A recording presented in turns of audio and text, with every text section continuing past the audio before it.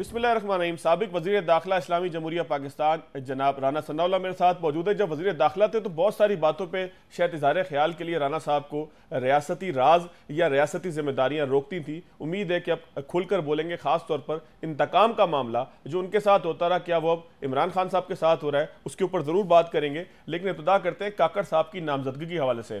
اختر مینگل صاحب کا ایک خط سامنے آیا ہے جنہوں نے میاں محمد نواز شریف کو لکھا ہے، جس میں وہ شکوہ کرتے دکھائی دے رہے ہیں، جس میں وہ کہہ رہے ہیں کہ آپ کی جماعت نے ہم سے مشاورت نہیں کی، ہماری سیاست کو ختم کرنے کی کوشش کی ہے، ہمیں دیوار سے لگایا گیا ہے۔ رانا صاحب بہت شکریہ آپ کے وقت کا۔ رانا صاحب، مینگل صاحب کی آواز سامنے آ گئی ہے، باقی کچھ دبی دبی آوازیں اٹھ رہی ہیں کہ یہ نامزدگی میاں محمد نواز شریف کی، جناب آصف زرداری کی نہیں ہے، بلکہ یہ کہیں اور سے نام آیا جس کو آپ لوگوں نے دست بستہ ہو کے منوان قبول کر لیا۔ کیا یہ الزام، کیا یہ خواہش، یا کیا یہ جو سوچ ہے یہ ٹھیک ہے؟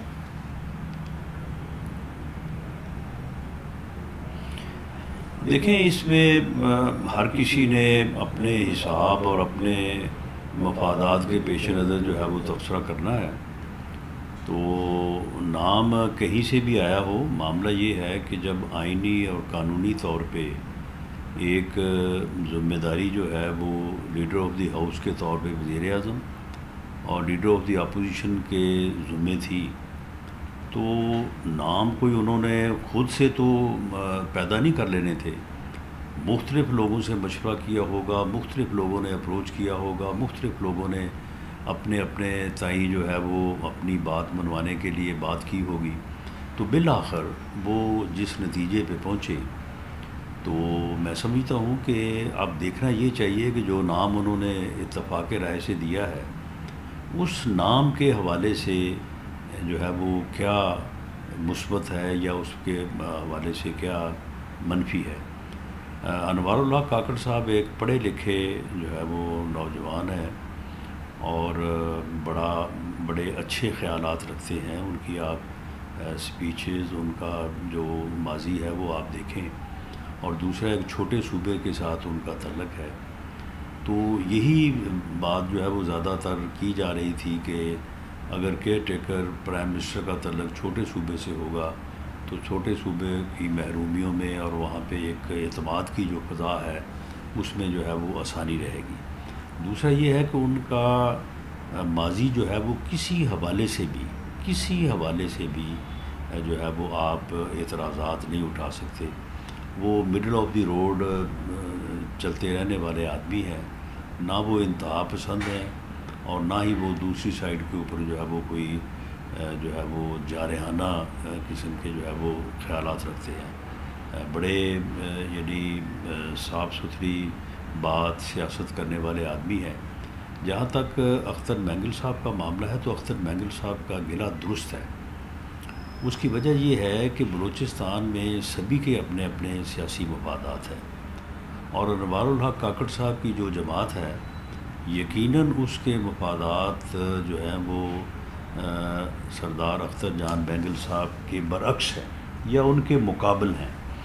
اب یہ ذمہ داری جو ہے یہ انوار الحق کاکڑ صاحب کی ہے کہ جن خدشات کا اظہار سردار اختر جان مینگل صاحب نے کیا ہے اور انہوں نے کہا ہے کہ شاید ان کی سیاست کو بند کر دیا جائے گا یا ان کی سیاست کو نقصان پہنچایا جائے گا، تو یہ اپنے رویے سے یہ ثابت کریں کہ وہاں پہ پورے ملک میں بالعموم اور بالخصوص بلوچستان میں، اور بالخصوص وہ لوگ جو اس جماعت کے خلاف سیاست کر رہے ہیں جس جماعت سے انوار الحق کاکڑ صاحب کا تعلق ہے، تو ان کو یہ پورا اعتماد دلائیں اور یہ ثابت بھی کریں کہ ان کے ساتھ جو ہے وہ فری فیئر اور ایک ایسا ان کے ساتھ برتاؤ ہوگا کہ جس میں ان کے مفادات کا تحفظ ہوگا۔ رانا صاحب، ایک طرف آپ لوگ کارکردگی کی بات کرتے ہیں کہ جی 14-15 ماہ کے اندر ہم نے بڑی محنت کی، ڈیفالٹ سے ملک کو بچایا، دوسری جانب شاہد خاقان عباسی صاحب کہتے ہیں بدترین اسمبلی تھی۔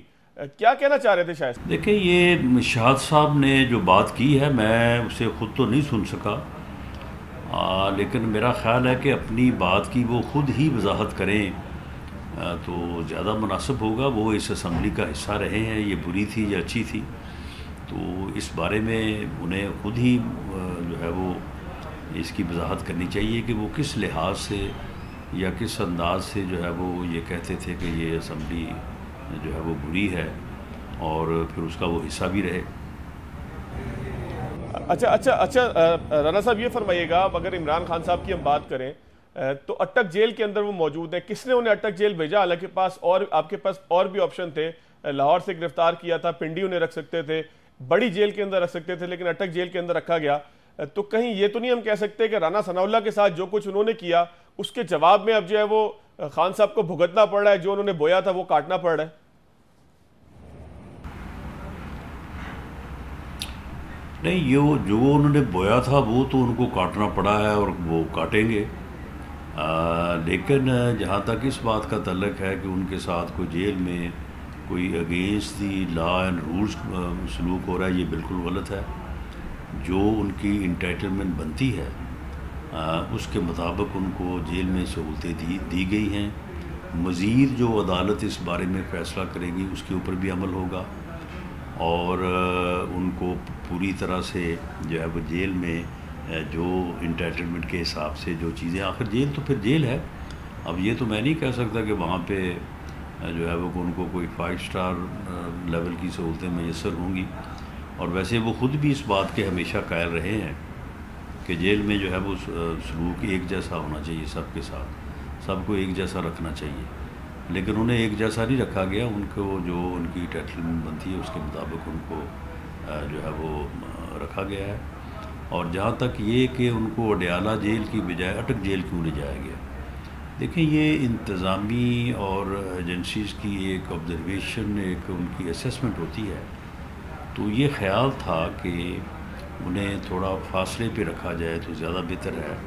اڈیالہ جیل میں رکھنے سے جو ہے وہ سیکورٹی خدشات جو ہے وہ ان کا جو ہے وہ اندیا تھا، یعنی کوئی ضروری نہیں تھا کہ وہ درست ہوتے، لیکن بہرحال ایک اسیسمنٹ تھی کہ انہیں کسی بھی جو ہے وہ ایک ایسے علاقے کی جیل میں رکھا جائے جہاں پہ تھوڑا سا ریچ جو ہے وہ نسبتاً جو ہے وہ کنٹرولڈ ہو یا تھوڑی مشکل ہو۔ اے سی وغیرہ لگوا کے دیں گے رانا صاحب؟ جیل کا جو ہے وہ انتخاب کیا گیا تھا۔ اے سی کی انٹائٹلمنٹ نہیں ہے جیل میں، ما سوائے اس کے کہ کسی کی کوئی طبیعت یا اس کا بیماری کا کوئی ایشو ہو اور اسے جو ہے وہ ڈاکٹرز ریکمینڈ کریں، تو اس کے علاوہ جو ہے وہ جیل میں اے سی کی کوئی پروویژن نہیں ہے۔ اچھا رانا صاحب یہ فرمائیے گا کہ میاں صاحب کب واپس آئیں گے؟ شہباز شریف صاحب نے کہا کہ بڑے جلدی واپس آنے والے ہیں، تو میاں صاحب کو آپ اپنے دور حکومت میں تو نہیں لا سکے؟ بار بار اعلان کرتے رہے، کبھی آپ کہتے تھے، کبھی خواجہ آصف صاحب کہتے تھے، کبھی کوئی اور ہمیں بتاتا تھا کہ میاں صاحب بس اب اگلے مہینے آ جائیں گے، بس آیا ہی چاہتے ہیں۔ تو میاں صاحب کی واپسی کا کیا پلان ہے؟ دبئی تک آ گئے تھے، پاکستان بھی چکر لگا لیتے؟ نہیں، میں نے تو کبھی نہیں کہا کہ وہ اگلے مہینے آ رہے ہیں۔ میں نے تو ہمیشہ یہ کہا ہے کہ پارٹی نے ایک فیصلہ اور پارٹی نے ایک ریکویسٹ ان سے کی ہے کہ وہ نیکسٹ الیکشن میں پارٹی کو میسر ہوں یا پارٹی کو وہ لیڈ کریں، الیکشن کمپین جو ہے وہ اس کو رن کریں۔ تو یہ انہوں نے وعدہ فرمایا ہوا ہے، اور جیسے ہی اس بات کی ضرورت ہوگی، یعنی الیکشن قریب یا اناؤنس ہوں گے اور الیکشن کمپین شروع ہوگی، تو انشاءاللہ تعالیٰ وہ تشریف لائیں گے۔ رانا صاحب آپ کو یہ اندازہ ہے کہ الیکشن جو ہے وہ 3 ماہ یا 5 ماہ یا اس سے طویل اس پہ جا سکتے ہیں؟ اب اصل خبر اگر آپ بتا دیں، کیا ہم سمجھیں کہ قیاس آرائیاں ختم ہو گئی ہیں کہ الیکشن بہت طویل مدت کے لیے ڈیلے ہو جائیں گے، اب الیکشن 3 یا 5 ماہ کے اندر ہو جائیں گے؟ ظاہر 3 ماہ تو دکھائی نہیں دے رہے مردم شماری کے رزلٹ کے بعد، اب 5 ماہ 6 ماہ کے اندر ہو جائیں گے؟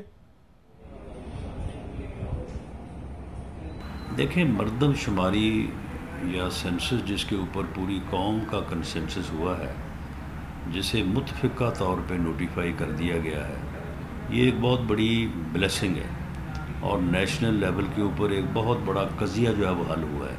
یہ 2017 سے سینسس جب ہوا تھا اس کے اوپر اتنے اعتراضات تھے، اور اس کے بعد پھر اس کے اوپر بھی اعتراضات تھے، تو یہ بہرحال یہ بڑی کوشش ہوئی ہے، بڑی مثبت کوشش ہوئی ہے کہ سب کا اس کے اوپر اتفاق ہو گیا ہے۔ تو اس سینسس کو آپٹ کر لینا اور اس کے مطابق حلقہ بندی کا ہو جانا جو ہے، یہ ایک بہت بہتر عمل ہے، اور اگر یہ عمل ہوتا ہے تو پھر الیکشن ہوں گے 5 ماہ میں، یعنی وہی فروری کی ڈیٹ بنتی ہے۔ اور اگر الیکشن کمیشن ادروائز فیصلہ کرتا ہے تو پھر ہوں گے 3 ماہ میں۔ نہیں، اس سے آگے جانے کا کوئی امکان نہیں ہے، نہ گنجائش ہے، نہ آئین اور قانون اس بات کی اجازت دیتا ہے نہ کسی کی یہ منشا ہے. یہ بھی رانا صاحب اجازت تو یہ جو پنجاب اور کیتی کے اب الیکشن ادھر کو ادھر بھی آگے اشاروں کرنے کی کلام نہیں میں تھی، وہ کہتے بھی ہیں ہوئے. کہ جی نہیں، وہ اجازت تھی. آئین میں باقاعدہ جو ہمارا موقف تھا اس کی آئین میں تائید موجود تھی کہ جنرل الیکشن سے فوراً پہلے 2 صوبائی حلقوں کا الیکشن جو ہے وہ جنرل الیکشن کو بے معنی کر دیتا، اور جنرل الیکشن کا رزلٹ جو ہے وہ ڈکٹیٹ ہوتا اس 2 اسمبلیوں کے رزلٹ سے. تو اس لیے 2 اسمبلیوں کا الیکشن تھوڑا پہلے کروا دیں. اس طرح سے تو جو ہے وہ ایک پھر بات بن جائے کہ کوئی بھی پارٹی جو ہے وہ جس صوبے میں اس کی اکثریت ہو اس کی اسمبلی جو ہے وہ 6 مہینے پہلے توڑ کے وہاں پہ الیکشن کروا لے، خود 5 سال کے لیے محفوظ ہو جائے، اور اس کے بعد دوسروں کو جو ہے وہ مشقت میں ڈال دے. ایسا رانا بالکل صاحب نہیں ہو عدالتی سکتا. فیصلہ بھی موجود جنرل ہے، الیکشن آئین جو ہے میں بھی وہ ایک ہی گنجائش دفعہ ہونے نہیں تھی، یہ تو خواہش ہے چاہیے، نا ہماری. ایک ہی دن ہونے چاہیے. نہیں، آئین میں گنجائش موجود تھی اور آئینی عدالتی فیصلہ جو ہے وہ درست نہیں تھا. بالکل ٹھیک ہے. اچھا رانا صاحب یہ فرمائیے گا کہ 9 مئی کے اندر پاکستان تحریک انصاف کی قیادت کے بہت سے لوگ گرفتار نہیں ہوئے جن کے اوپر کیسز تھے، اب تو سامنے آ گیا کہ ان کو ایبسکونڈر قرار دیا ہے. پہلے سنا تھا کہ وہ گلگت کے اندر چھپے رہے، اس کے بعد اب وہ غائب ہی ہو گئے. تو رانا ثناء اللہ کی ناکامی نہیں ہے کہ وہ اپنے دور حکومت میں ملزمان کو، ریاستی ملزمان کو گرفتار نہیں کر سکے؟ چلو کوئی نہیں، جو گرفتار ہونا چاہتا ہے، فیس کرنا چاہتا ہے عدالت میں اپنے اوپر الزامات کو، تو اسے ٹھیک ہے، فیس کرنی چاہیے. جو ویسے ہی بھاگ جانا چاہتا ہے بھاگ جائے. وہ میں نہیں سمجھتا کہ سیاسی طور پہ اسے کوئی اس کا فائدہ ہوگا یا قانونی طور پہ کوئی فائدہ ہوگا. یہ ساری چیزیں جو ہیں اگر وہ آج فیس کریں تو ان کے لیے آسان، اور اگر آج سے سال بعد فیس کریں تو ان کے لیے اور مشکل ہوگا. یہ ان کا چوائس ہے. اگر انہوں نے یہ چوائس کیا ہے کہ انہوں نے اب بھاگ جانا ہے اور بعد میں آ کے انہوں نے فیس کرنا، تو یہ ان کا اپنا چوائس ہے. بالکل ٹھیک ہے. اچھا رانا صاحب، آپ لوگ جمہوری قوتیں ہیں، آپ ہو گیا، پاکستان پیپلز پارٹی ہو گیا، یا اتحادی حکومت جو پہلے 14-15 ماہ جو ہے حکومت کرتی رہی ہے، آپ تمام لوگ اپنے آپ کو جمہوری کہتے ہیں اور ڈائلاگ کے اوپر کہتے ہیں کہ ہم یقین رکھتے ہیں. اب پاکستان کی ایک بڑی پارٹی ہے جسے پاکستان تحریک انصاف کہتے ہیں، کالعدم بھی نہیں ہے. ظاہر کالعدم اگر آپ نے کرنا ہوتا آپ کر چکے ہوتے. اس کے لوگ بھی موجود ہیں، اس کا انصاف کا جھنڈا جو ہے وہ شاہ محمود قریشی صاحب کہتے ہیں کہ میں نے اٹھایا ہوا ہے. ٹھیک ہے کہ ان کے قائد جیل کے اندر موجود ہیں.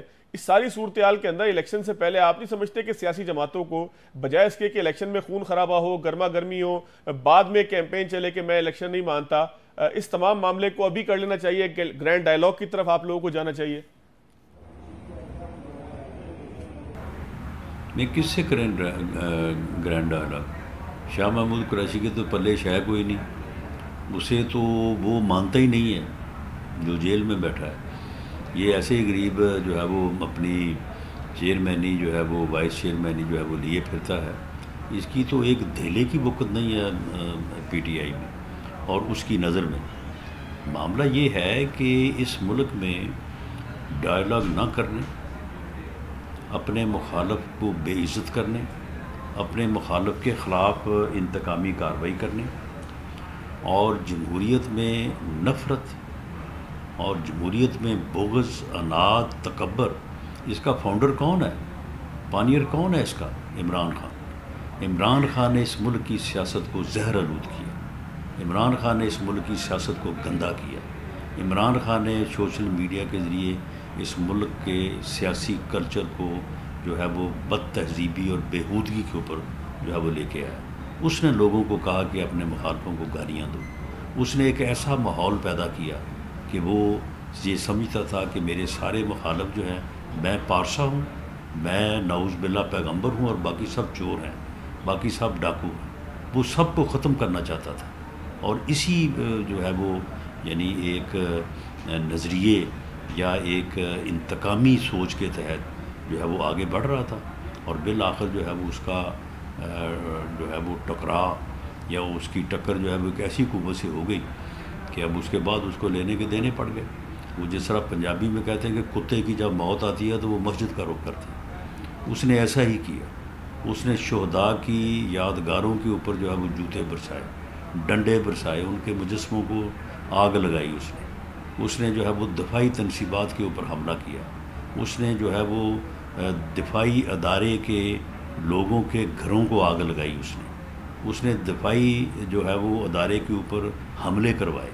تو اس کے نتیجے میں پھر اب جو ہو رہا ہے، اب اتنا بڑا جرم جو ہے، اب آپ کیا خیال ہے کہ ان کے مقدمات نہ درج ہوں، ان کو پروسیکیوٹ نہ کیا جائے اس لیے کہ انہوں نے الیکشن لڑنا ہے؟ وہ سیاسی جماعت ہے، سیاسی جماعت کو جو ہے وہ جرم معاف ہوتا ہے کہ سیاسی جماعت جو مرضی کرے، جو پورے ملک کو آگ لگا دے تو اس لیے اس کے خلاف مقدمے نہ بنے، ان کو پکڑا نہ جائے کیونکہ وہ سیاسی جماعت ہے اور اس نے الیکشن لڑنا ہے. جن لوگوں نے 9 مئی کو جو یہ کیا ہے ان کو یہ بھگتنا پڑے گا. آپ اگلے انتخابات میں کہاں دیکھتے ہیں پاکستان تحریک انصاف کو؟ 10 سیٹیں، 5 سیٹیں، 15 سیٹیں، 20 سیٹیں، 50 سیٹیں، یا الیکشن ہی نہیں لڑیں گے؟ دیکھیں جی، وہ 10 سیٹیں لیں یا 50 لیں، اس سے غرض نہیں ہے.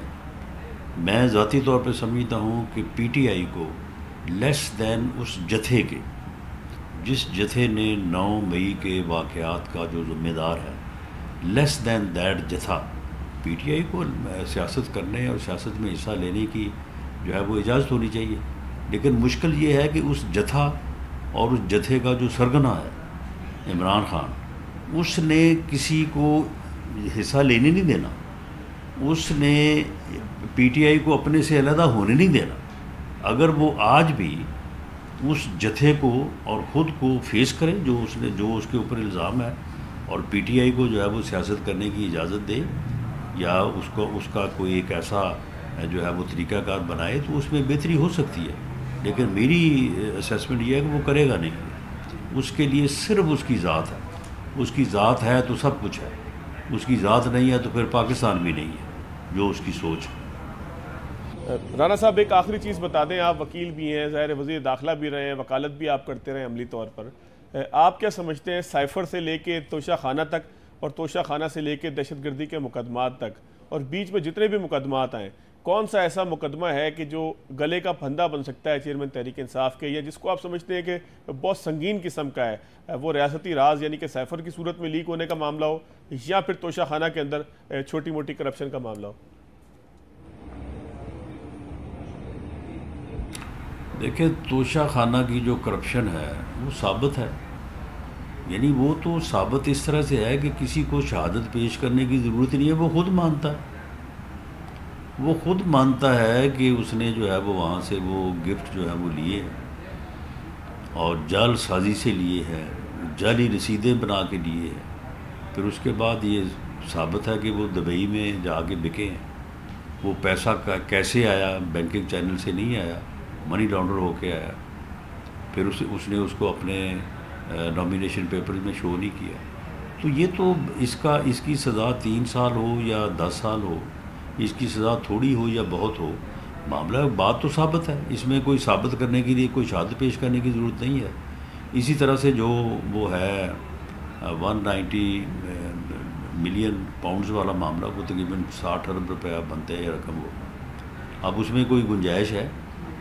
وہ یعنی اس نے ایک پراپرٹی ٹائکون کے اکاؤنٹ میں جو قومی خزانے میں آنی تھی رقم، وہ اس نے اس کے اکاؤنٹ میں جو ہے وہ واپس کروا دی، اور خود تقریباً القادر ٹرسٹ کے نام پہ جو ہے وہ کوئی تقریباً 7 ارب روپے کی پراپرٹی جو ہے وہ اس سے اپنے نام لگوا لی. اب القادر ٹرسٹ جو ہے وہ اس کے ٹرسٹی 2 ہیں، یہ خود ہیں اور ایک ان کی اہلیہ محترمہ ہے. اس کے علاوہ کوئی ٹرسٹی نہیں ہے، اور انہیں اس ٹرسٹ میں وہ اختیارات حاصل ہیں جو آپ کو اور مجھے اپنے والد کی جائیداد میں حاصل ہیں. یعنی ذاتی طور پہ اپنے مقاصد کے لیے حاصل کی گئی ہے، اور نقصان پہنچایا قومی خزانے کو، اور رجسٹریاں ان کے نام ہیں. یہ انکار کر سکتے ہیں کہ یہ انہوں نے جو ہے وہ نہیں کیا. اسی طرح سے سائفر والا معاملہ لے، سائفر میں اب کسی کو ثابت کرنے کی ضرورت ہے کہ وہ انہوں نے جو ہے وہ ایک کلاسیفائڈ ایک کانفیڈینشیل لیٹر کو جو ہے وہ انہوں نے افشا کیا ہے، اس کو انہوں نے ایکسپوز کیا ہے، جو کہ ایک جرم ہے. تو یہ تینوں کیسز جو ہے وہ اس میں ایک کو لے لیں یا تینوں کو لے لیں، ان میں اسے سزا کا ہونا جو ہے یہ بالکل ایک منطقی ویسے کب تک رانا صاحب کب تک باہر آتا دیکھ رہے ہیں؟ آپ بھی وکیل ہیں، ظاہر ملزمان کو چھڑواتے بھی رہے ہوں گے، کب تک واپس باہر آتا دیکھ رہے ہیں؟